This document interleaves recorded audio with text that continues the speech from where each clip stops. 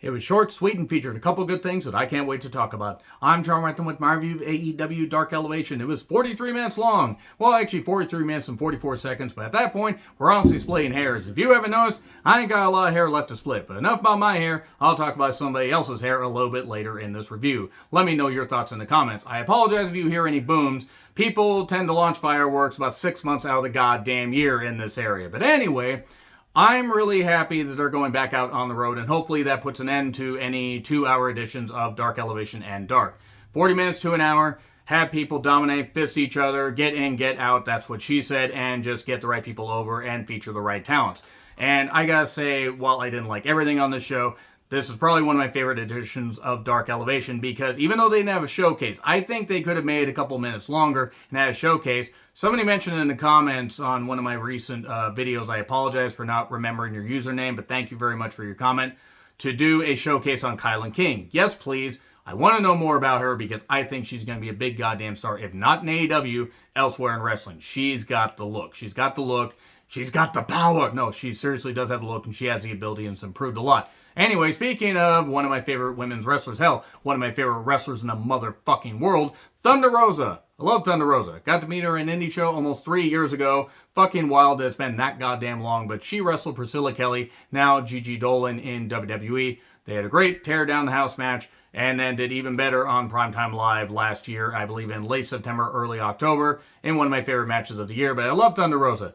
I will go out of my way to watch anything that she's in as long as it's available, on YouTube, whatever. I will do my best to watch a Thunder Rosa match because she's just that goddamn good. She's only been wrestling for about 6 fucking years, and it's like she's been wrestling for 20. She is so good. She took on Layla Gray. Layla Gray, I remember first seeing her, I go, okay, she's definitely attractive, and she's got some attitude. She has progressed more. Now, she didn't get to do a ton here, but Layla Gray has more poise in the ring, and I'm happy to see the improvements. And I mean, this is just a fan's perspective. Just my opinion. I've never been in wrestling, so I honestly don't know anything about otherwise. But just from my perspective, I'm going to be impressed to see what Layla Gray does in the ring in the coming years. Basically, Thunder Rosa kind of ate her alive, though, and hit the Fire Thunder Driver 1, 2, 3. But I hope they feature Layla Gray going forward. They're going to have a couple shows in Texas, so hopefully they have her on Dark Elevation and Dark. Because maybe use some of those Mission Pro Wrestling talents. Thunder Rosa helps promote that. Maybe do that. They could feature a lot of women's matches. Have an all-women's edition of Dark. Why not? So anyway, Scorpio Sky with Ethan on commentary taking on Marcus Kross, who's like AEW's Kwee-Wee gone Super Saiyan. Look at that hair.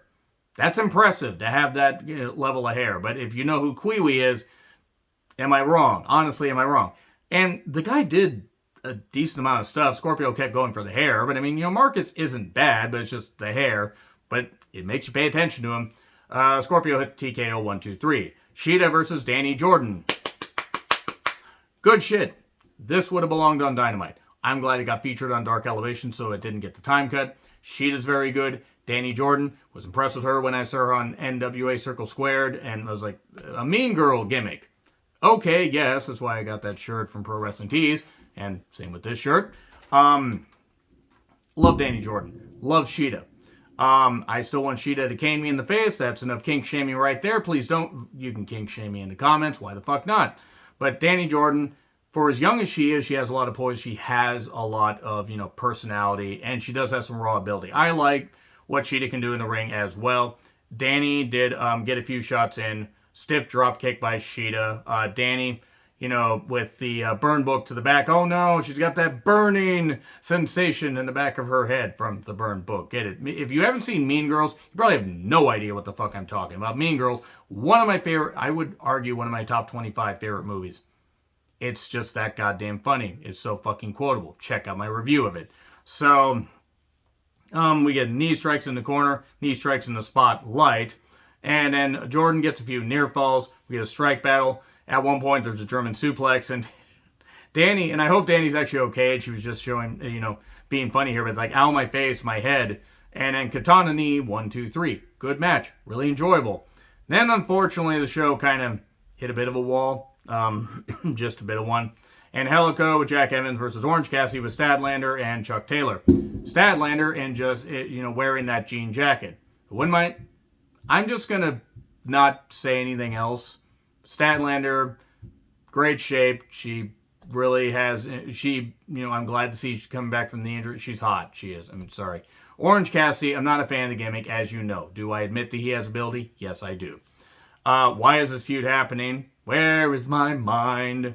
Way out in the twatter, see it swimming. I think that's how the lyrics go. We get roll-throughs, and we get interference, and a mousetrap pin, 1, 2, 3. And then we get aftermath. Even on Dark Elevation, we get a goddamn aftermath. The Blade and the Bunny show up. Oh boy, the Bunny. We get a Dynamite preview. I do also want to say, just for anybody still watching, I'm going to actually be off this Wednesday. I'm normally, closing on Wednesdays, but due to a schedule change, I'm going to be watching Dynamite live. So it'd be interesting to see how that show goes. Anyway, we get Serena Deeb versus Tesha Price. Good to see Tesha back. I like how Tesha displays personality. I don't know why she yells, but she has some fire. Serena is much more heelish. Turning Serena Deeb heel, especially given who the fuck she's dating, probably not the worst idea in the world. And also, I hate to say it, her look kind of screams heel. She can kind of be a bitch. She can play well, get the targets a knee, dragon screws. Deeb talks for 3. No. She gets a Serenity Lock, the Tequila Sunrise for the victory. There we go. And then we get a promo from Janela. So, guess him and Sonny are on the waiting room on Dark tomorrow. Remember Britt Baker's the waiting room? Yeah, I actually forgot that was a thing too. Another thing is Britt, just forgot it was a thing. And he's frustrated. He's learned English from Taz. Dante Martin versus Serpentico. I think Danny Jordan versus Shida should have been the main event. Nothing against Serpentico. He's actually fine. Get him away from Luther. Dante Martin's good and young talent, but raw ability. Serpentico can work and does a lot better when he's not working with Luther. Dante with a catch and release for 2. And then he gets a flip stunner for 3.